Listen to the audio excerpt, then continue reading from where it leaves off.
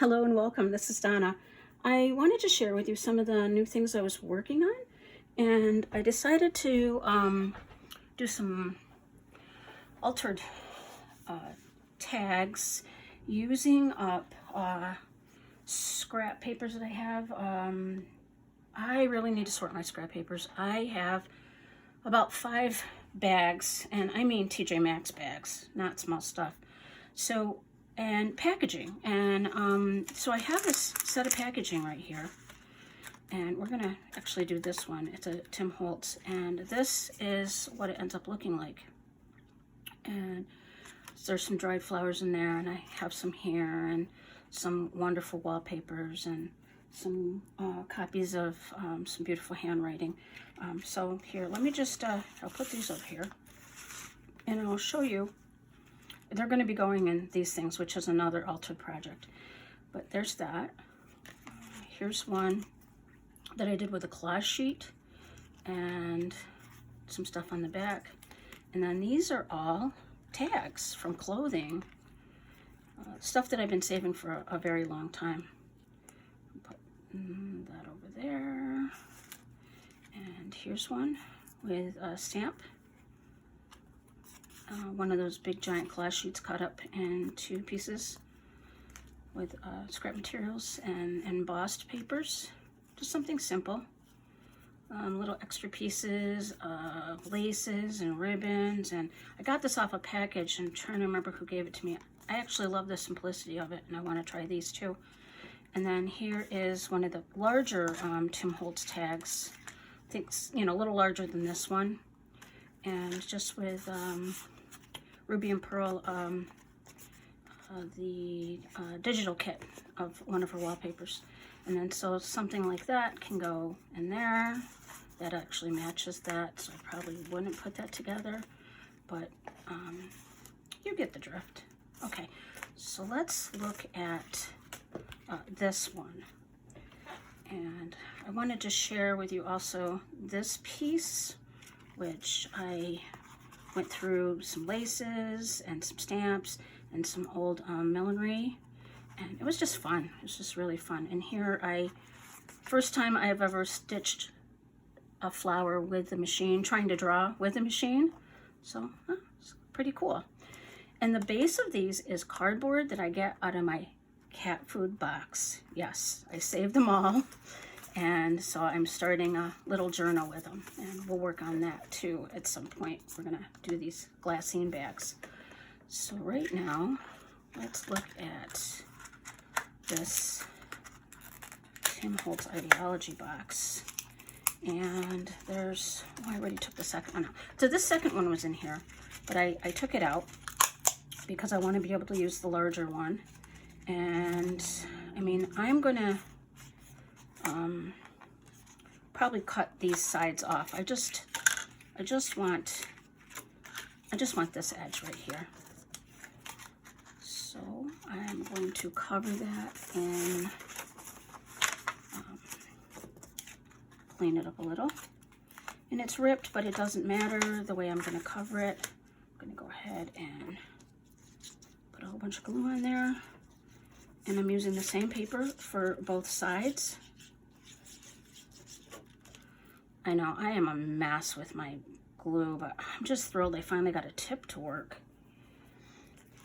I went back to the smaller tip because I was doing some fine lace stuff that I didn't want to make the lace too stiff.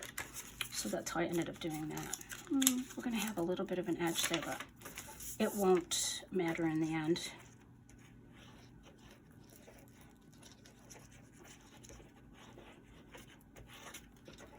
Generous amount of glue, and push it right down. And there are some spots where you can see through this because I printed this on a really nice resume paper. I think I used, yeah, like a nice stationery paper. And I'm going to trim the edges with, well, here I'm over the cardboard right now. But It's all gonna be okay. Just want to get that edge right there. Oh, sure. Now I'm recording. It's gonna go very straight for me. Doing a better job earlier. So I will clip, just round the edges of that clip, and make sure all of our edges are glued down nicely. I am going to go ahead and distress that.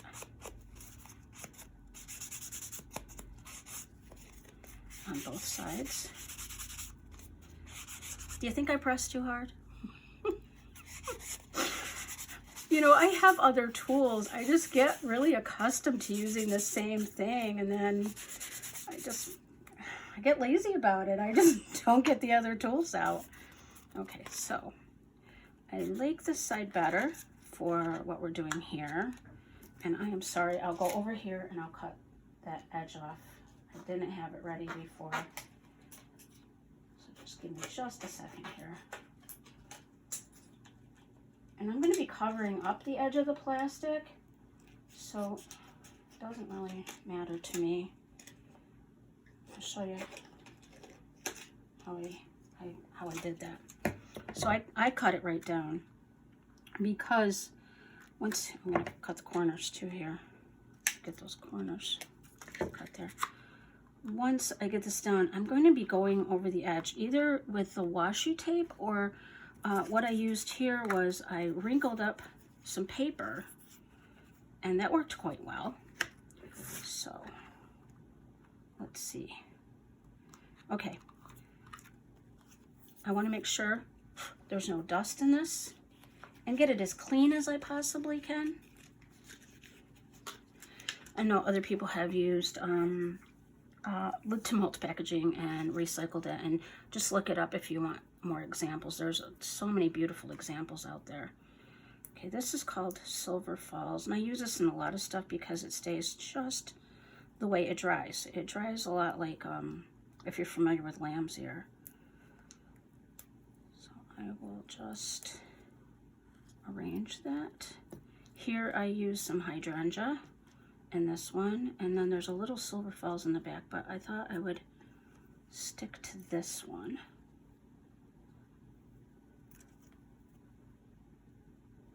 I have a goal next year, as my garden grows, to preserve a lot more flowers than I did this year.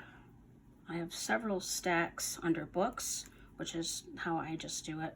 I know there's this new product you can do in the microwave, and they look very bright. I just haven't purchased it yet. I have been thinking about it though.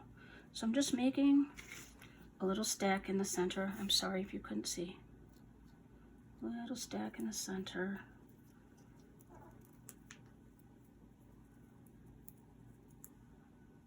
All of these. And let's just take a look at what it might look like. I think we could do a little more. Press it out to the edge a little more here.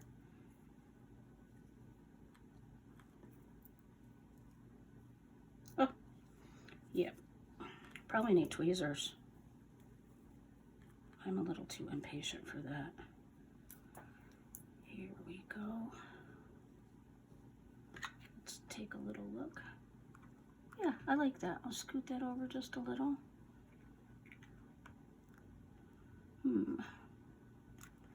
Maybe. Well, it's a nice little collection. You can use anything. The fern would be nice. I got a fern right here. Maybe a little piece of the fern would be nice. We're gonna go with these right now. Let's keep dropping those on there. And very carefully, I'm going to put a little line. Oh, that's not too careful. I want to clean that up so that that glue is not sitting in there.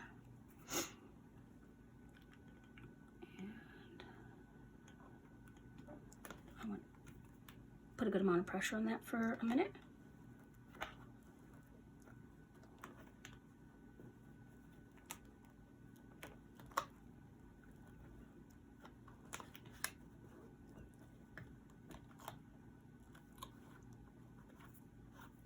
And I'll clean that up nicely with a little baby wipe or something later to make sure I've gotten all the glue off of it. And that adheres very quickly. Okay. And I'm going to take a piece of a music sheet. And this is what I did before. I just kind of crinkled the edge like that. And I made it kind of thin. So I've got a little edge here. And I want to fold it in on itself so you get little bits and pieces of the text like that. And it makes a nice little edge there. Let's make that a little thinner.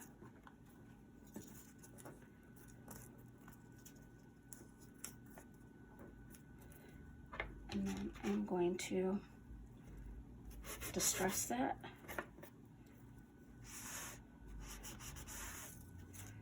You get to see the hot mess desk that I work on.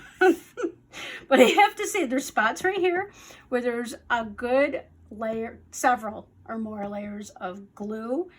And if you are distressing a piece of, here we'll do it, distressing a piece of text or music sheets, look at all the cool little stains and stuff I get. So for some reason I keep this one spot.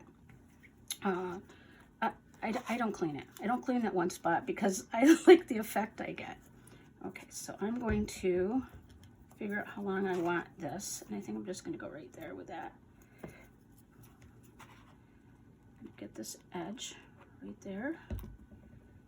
Stick that there and press it down using my oh so beautiful nails.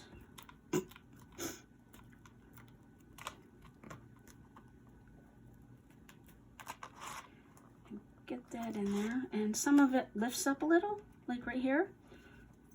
Just get a drop of glue in there.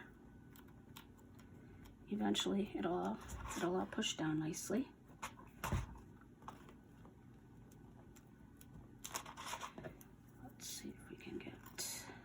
On this other side. There's many ways to do this. Like I said, you could use washi, you could use anything you want, really. It's just, I'm making an edge. That's all I'm trying to do, is make a little edge here. Hope you can see that. And that wants to stick up there, but throw down more glue. Our glitter glue, or whatever glue you prefer, is definitely our friend. Okay, so now I'm going to tear another piece of that and try to fold it, make it thin. I actually got two. I'll make two pieces out of this one. Take all your frustration out. There you go. Squeeze it up. And probably can divide that just by tearing it right there. I can still distress it. Get it over on my spot here. We're going to trim to any of the edges that we don't want to use. Or you can just tear it off right there. Tear it off right there. I'll go around with some scissors here shortly. I'm going to go right there. On that one.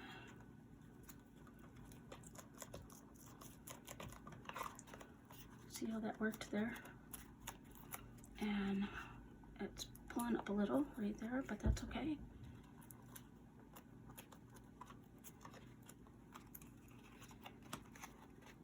My hands get awfully messy. So let's flip it over and look at what we have here. So we'll just go ahead and trim it up a little.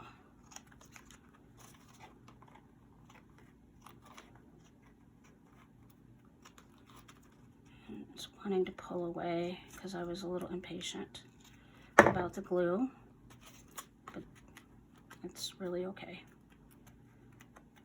I think it just gives it a little texture there, a little extra something around there. And let's see what we have for laces. I've got one of these. Oh, I'll show you what I did. I turned that. I don't have the exact lace, but we can still figure it out. Let me get my handy dandy crocodile here, or crocodile, or whatever it's called. I hope for center punch, but that's not always what I get. So this is what I do if I make a mistake and don't hit the center. I put 2, and then I'm going to run some thread to it, and I'll make a bow. So that works. No, let's use, what about a bit of this? I can cut this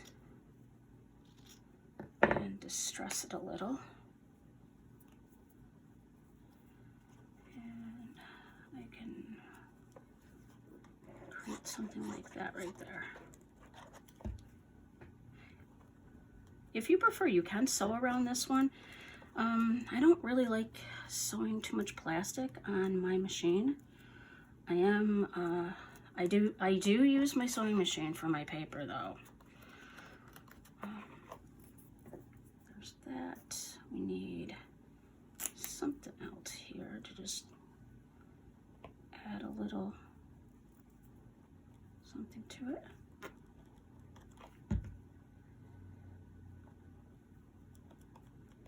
You can always use the back of your scissors if your hands get too sticky on the with the glue coming through the fabric.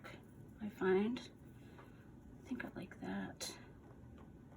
You can always use a button. That's kind of interesting. Then I wait for the threads to dry before I cut them off. Let's see, what did we do here? We also did, did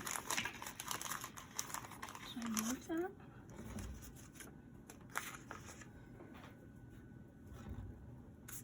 I had some numbers and things saved out.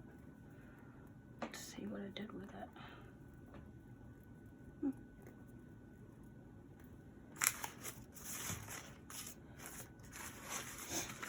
Now you can see how I really work. Yes, it's a mess. Oh.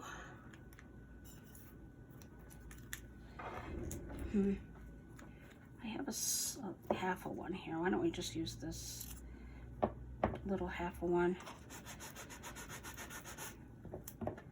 I'll distress that. And we can put it right about here. Kind of stick it under the, there.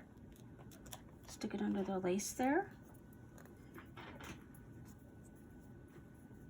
Let's see.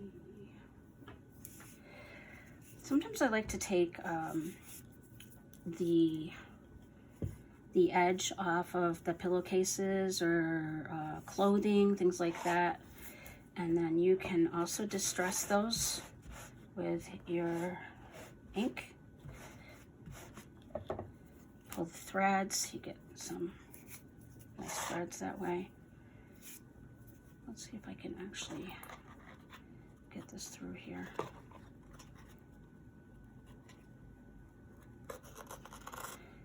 I put those two holes a little close together, so we might have a little issue with tearing. But it's okay because I'll just glue. So I'm going to just tie a knot in this. This one's a little thick. But I'm okay with that. Okay, let's just touch up anything we have trying to come off there. We still need a little bit of a lace there. Let's try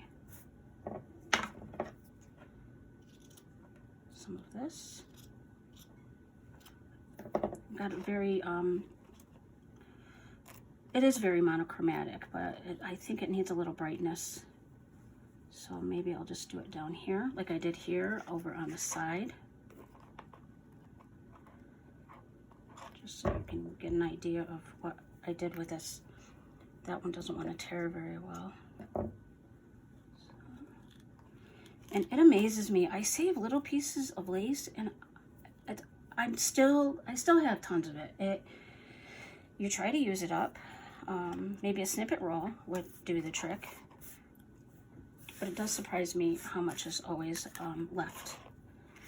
Okay. What else do we need here?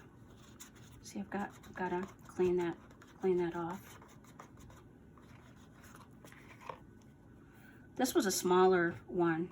I could have put a lot more in here with the larger pieces of the plastics, the Tim Holtz plastics. We got that. Is there something else we can use?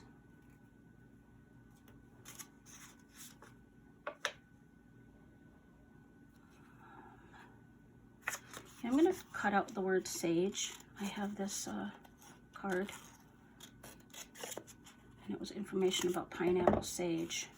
So I will, oops, cut that out. Let's get a good, it's not perfect, which is good with me. I'm going to distress that a little. And let's put that as kind of a label right up here,